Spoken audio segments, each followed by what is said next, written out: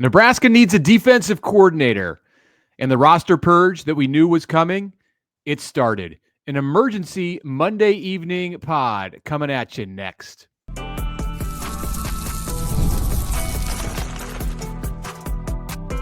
You are Locked On Nebraska, your daily Nebraska Cornhuskers podcast, part of the Locked On Podcast Network, your team every day. Hello, and thanks for making Locked On Nebraska your first listen every day. We are free and available wherever you get podcasts and on YouTube, part of the Locked On Podcast Network, your team every day. And today's episode is brought to you by Game Time. Download the Game Time app, create an account, and use the code Locked On College for $20 off your first purchase.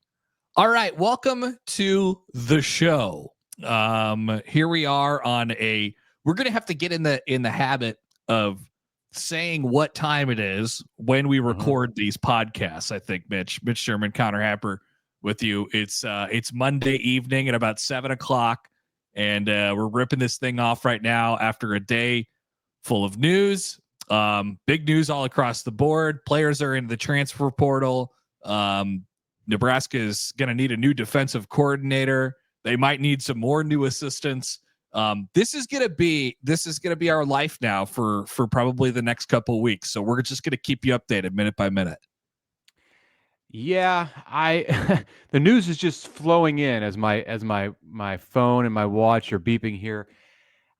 This show may be outdated by the time it airs on the Locked On Network. Who knows? But that's the point. We're gonna bring you the news as it comes. So if you're used to getting us at 9 a.m. or 6 a.m. when we normally post these pods, we did a Sunday show that reacted to the Iowa-Nebraska game. We're doing a show here on Monday night to react to the news that Tony White has been hired as the defensive coordinator at Florida State, and Huskers are starting to jump into the transfer portal.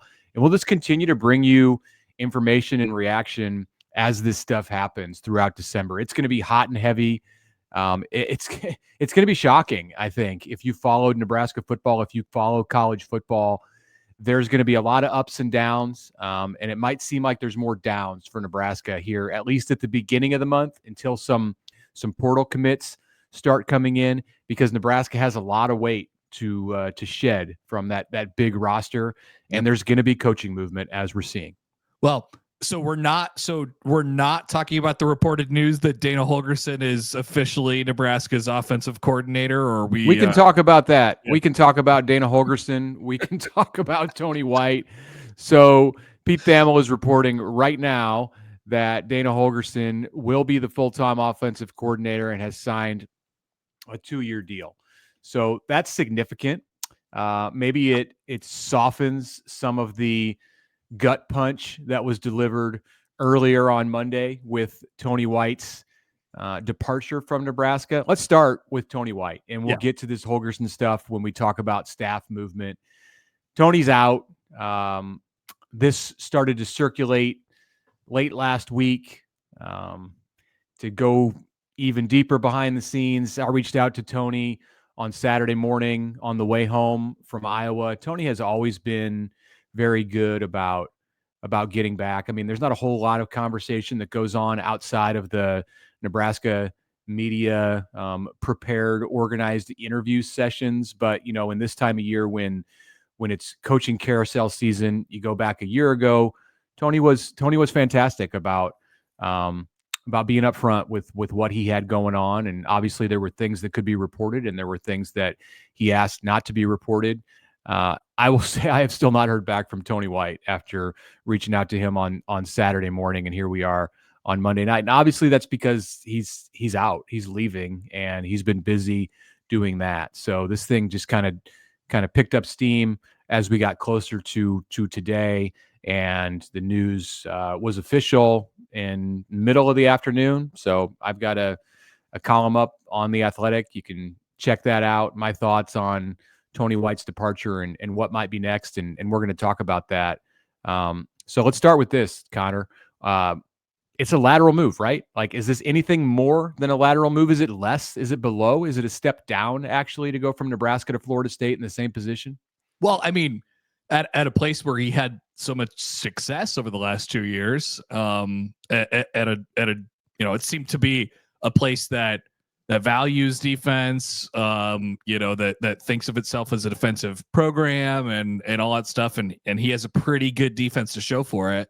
I'm talking about globally, right? We're going to get into the nitty gritty here in just a couple seconds, but yeah, I mean, that's obviously the first thing that comes to your head.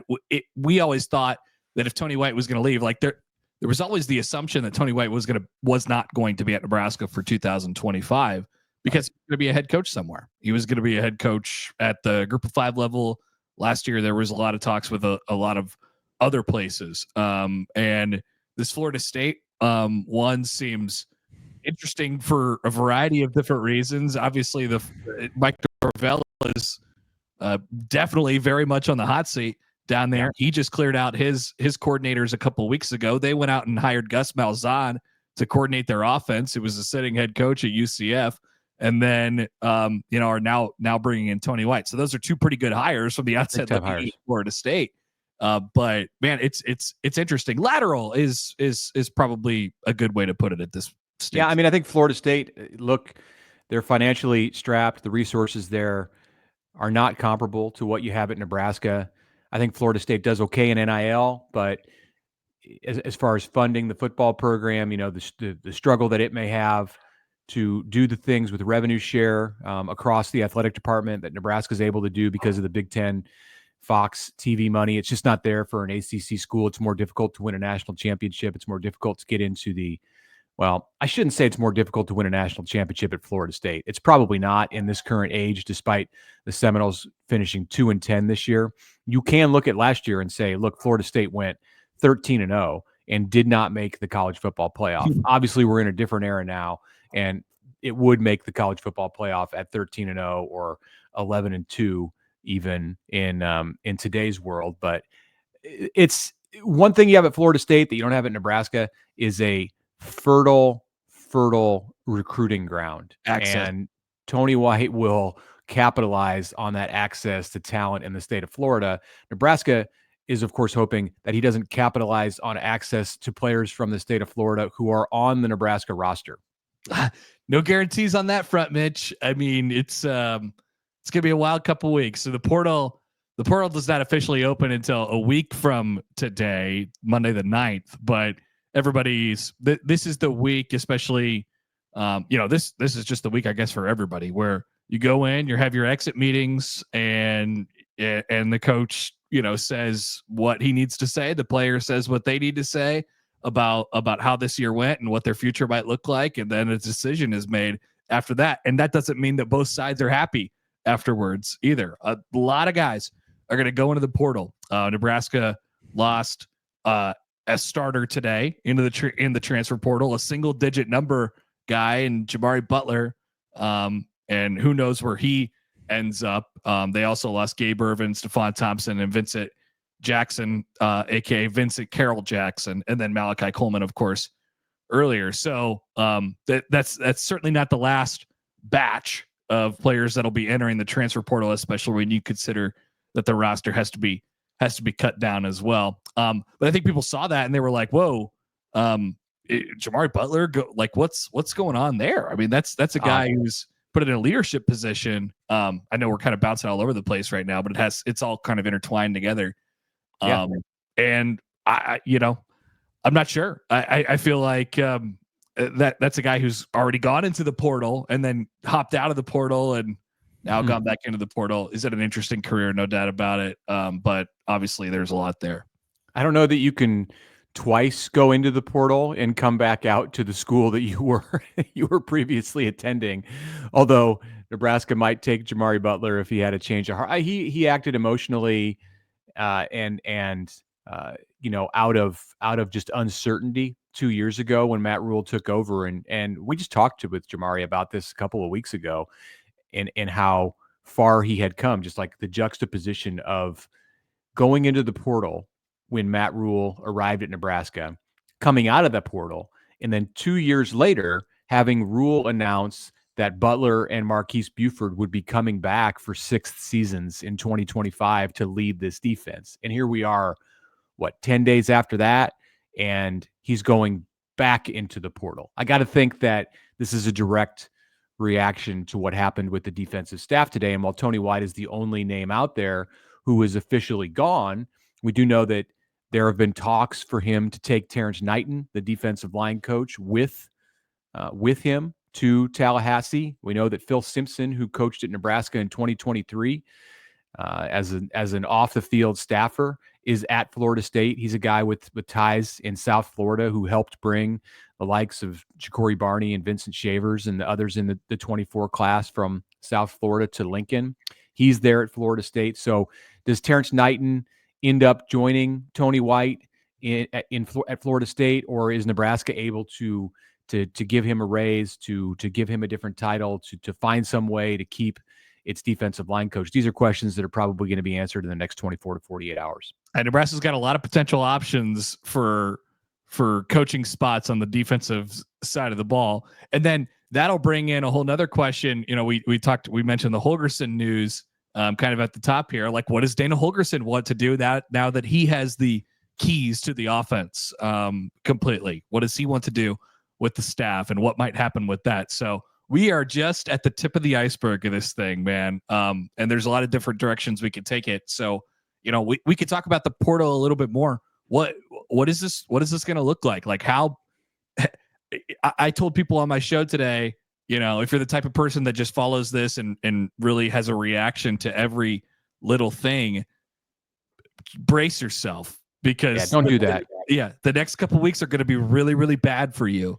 Understand the context of the big picture here. Absolutely. So we'll talk about how painful it might get, or it could get, for Nebraska or any other college program out there. We're off and running here on a Locked On Nebraska podcast. We'll be back after this. Okay, a little break here to tell you about Game Time, because basketball season is here, and Game Time makes getting tickets to basketball games much easier. You want to get into an arena, have a chance to see a buzzer beater, an OT game, a great college basketball game? You can't if you're not using Game Time. If you're not using Game Time, it's harder to get into that arena. Game Time offers tickets for concerts and shows, not just sports. Check out the feature of the app called Game Time Picks. It filters out the fluff. Doesn't fluff anything. It just filters out the fluff to show you only incredible deals on great seats, so you don't have to use your time searching through thousands of options. Nebraska, nice win on Sunday against North Florida. Huskers have Indiana coming into Pinnacle Bank Arena coming up. There's a big game in Omaha on Wednesday night with Kansas heading in to face Creighton. Maybe you want to go to an NBA game. Game Time allows you to customize your spot in the arena. I love that you can get curated deals, make it easier to find the best prices on the best seats. So take the guesswork out of buying tickets with Game Time. Download the app, create an account, use the code LOCKEDONCollege for $20 off your first purchase. Terms apply. Again, download the app today. What time is it? It's Game Time.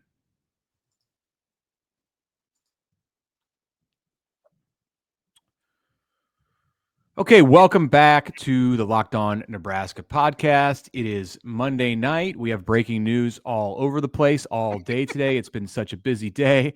Mitch Sherman from The Athletic here with you, joined by Connor Happer. Just to reset the show, Tony White is out. He will be the defensive coordinator at Florida State, alongside Mike Norvell and Gus Malzahn, the triumvirate there, trying to bring Florida State back from a 2-10 season this year. So that's an interesting move for Nebraska's defensive coordinator to head there. We've been talking about that. We've been talking about some of the transfer portal entries that hit for Nebraska on Monday. You had Gabe Ervin, the running back, who saw limited time this year. Stephon Thompson, who walked on senior day, saw limited time as a linebacker.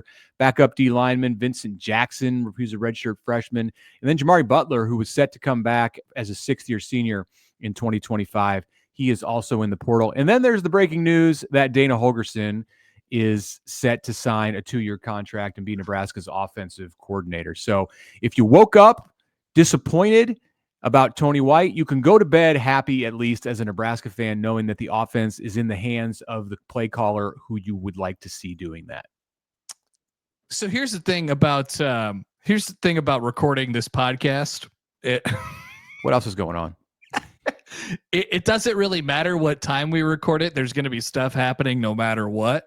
And so you just, so in the time, over the last basically 5 minutes live time for us, I've seen reports that that Nebraska has another player entering the transfer portal. Mekhi Bear entering the transfer portal. I've also now just seen that Chase Lofton, the Millard South tight end, has reaffirmed his commitment to Florida State. So that's out there in case anybody was still interested in recruiting. First call for Tony White. Yeah. And there's still some reporting out there regarding what Dana Holgorsen might want to do with his staff as well, as he takes full control of the offense. There's a lot here, a lot going on. I mean, I feel like I need to take a break from this podcast and get on my phone and start texting people, but we'll wait until this thing is over. So can you give me 15 more minutes? Yeah. So we can definitely do that. So today was hard, I think, for buzzes. Yeah. Today was hard for Nebraska fans. If Tony White had taken a job as like the Fresno State head coach, I think people would have felt differently about this situation. So let's try to talk through like how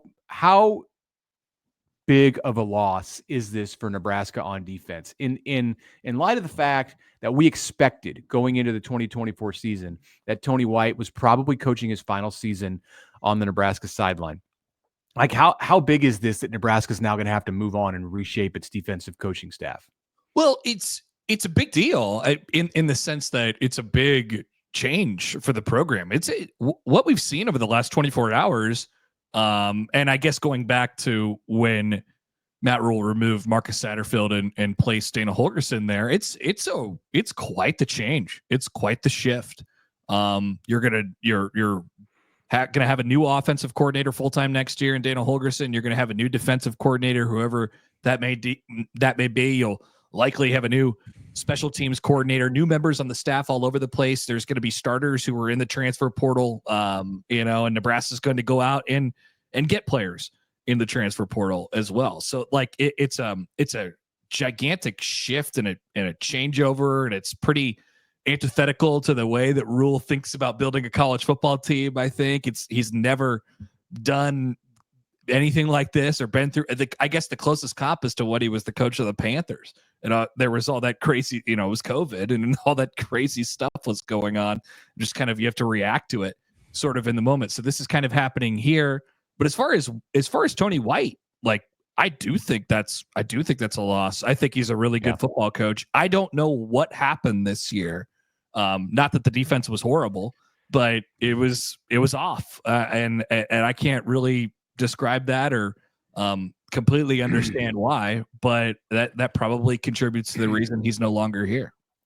Let's talk about this just from an educated point of view. I need some water. There you go. Yeah. Drink up. All right, much better. So the defense, it was different this year. Tony White had complete autonomy in 2023 with the Nebraska defense. I think that much it cannot be disputed. There was not a consultant who was overlooking things and giving Matt Rhule advice as he had with Phil Snow, his former DC, longtime DC this year. There was not. John Butler was not on the staff. I think that's something that should be brought up. You had Evan Cooper as the Nebraska secondary coach in 2023. He leaves in July, untimely departure. Nebraska gets this late marriage with John Butler. I think there were some things about the way that John Butler coached defense. He has aspirations to be a defensive coordinator. Maybe he'll be Nebraska's next defensive coordinator. There were some things that he brought from the NFL, from the Buffalo Bills, that Matt Rhule wanted to incorporate into the Nebraska defense. This much is indisputable. Some of the more exotic things that Tony White liked to do in 2023 were taken out of this Nebraska defense. I mean, it was meant to look more like a standard, we're going to line up and stop you defense. We don't have to do this with tricks and blitzes. Like the big play is not going to be there. The short play is not going to be there.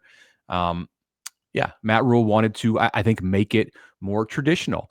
And we're finding out now, perhaps, how that sat with Tony White. I think Tony White liked to have full control of everything that he was doing on the defensive side. And I'm not saying that it drove him to leave, but I am suggesting that it caused him to look around and perhaps consider something that was more of a lateral move than waiting until he had the best perfect opportunity. Like a year ago, I think that was his mindset. It's going to take the perfect opportunity for me to leave Nebraska. If I can be a head coach, great. In fact, he told me that he was looking for a head coaching job or a defensive coordinator job that was too good to pass up, something that was the perfect opportunity. And I don't know that Florida State, coming off a 2-10 season, necessarily qualifies for that, but something changed with Tony's approach to the job market within the last 12 months. And you got to credit Tony White too. He played it.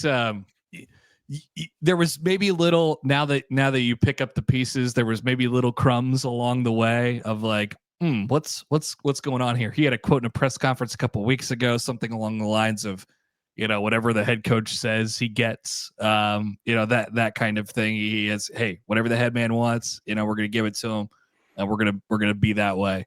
And so that was kind of an eyebrow raiser for me. And, but with that, he's managed to put together a pretty successful defense in 2 seasons, and Nebraska, obviously has left a lot of wins on the table, but hardly any of them are because of the defense over the last couple of years. So he's still got a really, really clean resume. And I know, you and I are not alone, Mitch, in thinking highly of him as a person and as a football coach. So absolutely. I do think it's a loss for Nebraska for sure. Yeah, I can now confirm the ESPN report that Dana Holgorsen has been signed to a 2-year deal by Nebraska. Have just been texting, and while you were talking, I took the opportunity to go ahead and send a text. And yes, that is confirmed from a highly placed source at Nebraska that Dana is in for 2 years. So let's talk about that for a few minutes when we come back after this break. All right, it's Apper here for the FanDuel Sportsbook. Mitch, get out your phone, and you could text people, or you could open up the FanDuel Sportsbook app. That's another option that you have. It's FanDuel, America's #1 sportsbook. Right now, new customers can bet $5 and get $150 in bonus bets if you win. The FanDuel Sportsbook app gives you everything you need. You can place live bets on the NFL, season-long wagers. Heck, I mean, if you're starting to dial in on who might win the Super Bowl this year, it's all in there for you. Who might win divisions? It's all there for you. So I'd encourage you to do so. Get involved today. And once again, you place that first $5 bet, and if you win that first $5 bet, you're going to $150 in bonus bets. So get in the game. Head to FanDuel.com and join today. That's with our friends from FanDuel, America's #1 sportsbook.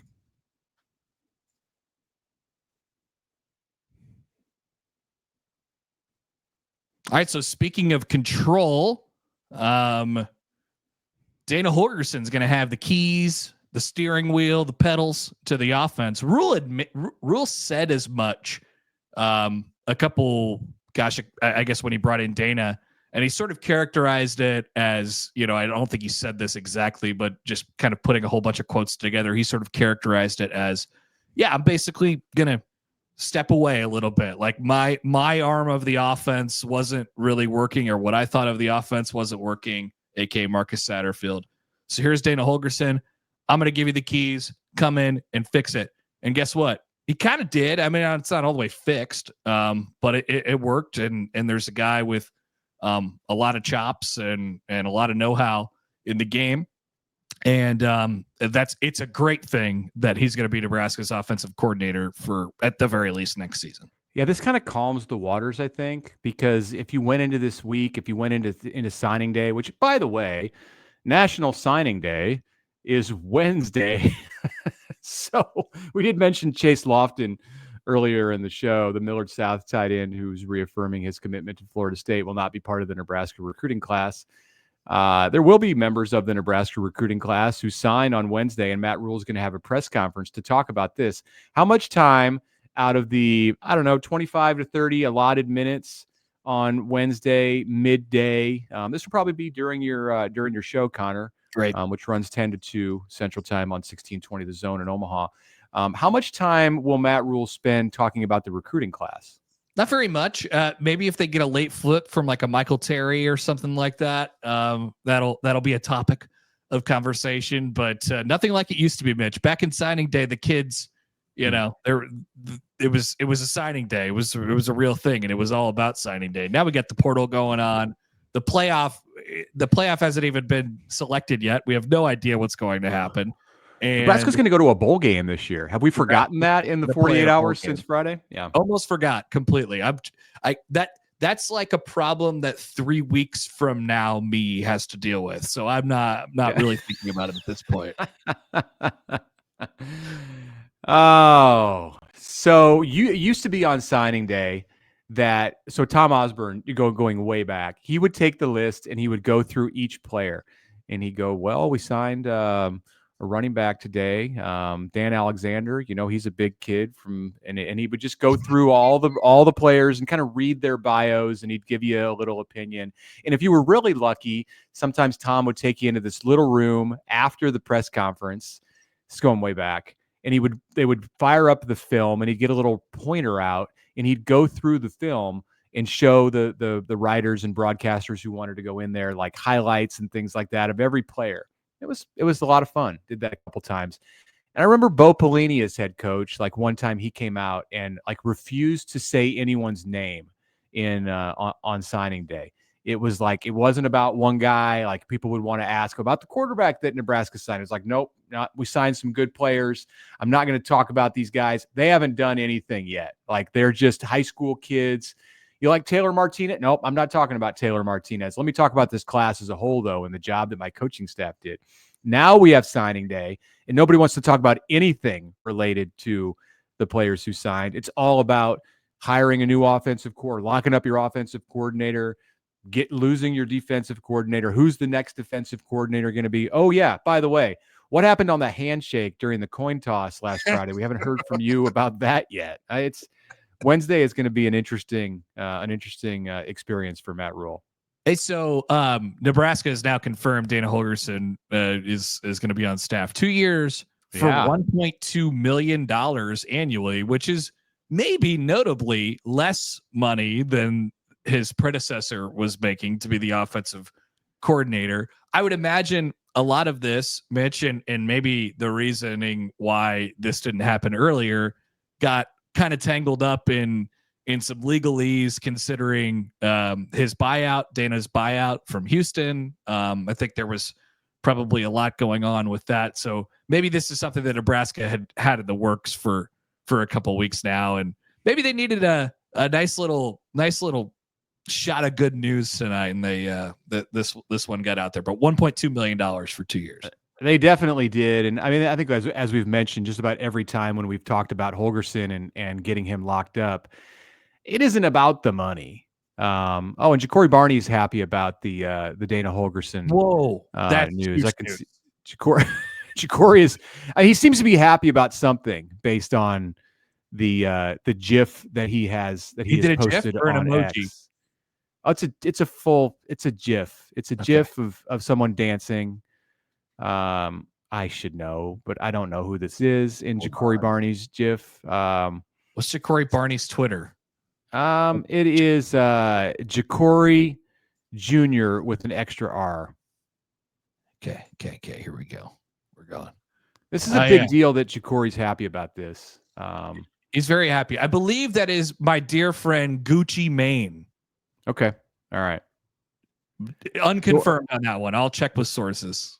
Earlier in the day, Barney, this is maybe the most off the rails pod we've ever done. Like I'm trying to write a story on my phone, texting with editors. You're looking up GIFs and just like dropping pop culture references. So earlier in the day, it was like everything had hit the fan because Ja'Cory was posting on, I believe on Instagram, he was posting photos of screenshots of some of the departing Huskers coaches and players who were entering the portal. And so the assumption was, well, Ja'Cory must be on the way out the door, because he's amplifying the message of people are losing it, Mitch. This is bad. This is what it's going to be like. This is what it's going to be like for the entire month of December. So if we can leave you with any words of wisdom today, it's just take a step back and breathe, because like whoever leaves Nebraska, serenity now, whoever leaves, and I'm not going to name names, but just think about like who could be the biggest, most devastating departure that Nebraska could have. Who would that be? Who could I possibly be talking about?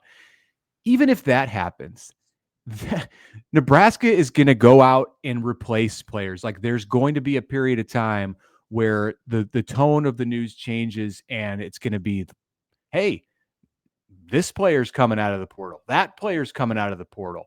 College football is a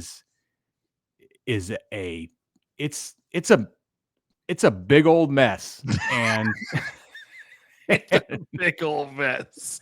It's basically the NFL, except for everyone every year gets released from their contract and everyone's a free agent. Right. It's just a free for all. It's a musical chairs, and you just go where you want to go. Like if you played for this team last year, that doesn't mean anything. So that's kind of what's going on, and it's going on with coaches too. We're gonna hear more stuff. Like this is not the end of the coaching moves for Nebraska in this cycle. There's going to be people who are out. There's going to be people who are in, and all I can say is we'll try to keep you updated with news and analysis. Buckle up, and in fact, but I bet if you're used to getting this, because we're going to put this out when we get done. I bet if you're used to listening to this on your commute in the morning or in the afternoon, on Tuesday on your way back, this will almost certainly be outdated for when you do that. So we're going to try and bring them as much as possible here. Let's finish with this.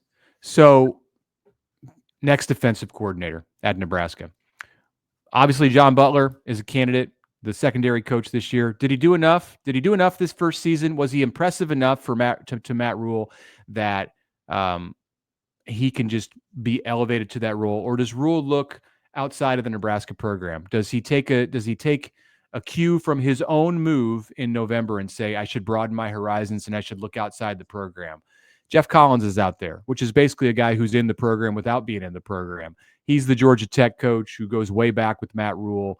Rhule succeeded him at Temple as the head coach. They've worked together. Collins famously sent Jeff Sims to Nebraska with his recommendation.